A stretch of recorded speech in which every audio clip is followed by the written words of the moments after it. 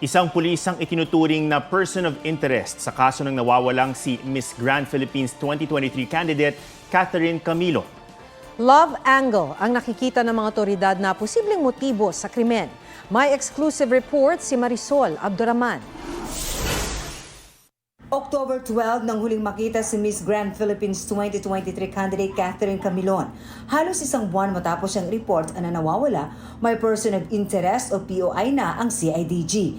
Kinilala ng dalawang saksi ang lalaking POI na nakita raw nila sa bakanting lote sa isang subdivision noong gabi ng October 12. Bago nila nakita ng gabing yon ang POI, nakita rin ng dalawang saksi ang tatlong lalaki sa nasabing lugar. Yung isang nakilala na suspect, siya po yung lumapit doon sa witnesses natin at tinutukan sila ng baril. Kaya they were able to identify. Personal driver daw ng isa pang person of interest ang nanutok sa kanila ng baril. Nung nakita nila yung biktima na duguan sa ulo, inililipat from the victim's car to another car. Sa ngayon, love angle ang nakikita ng CIDG na posibleng motibo sa krimen.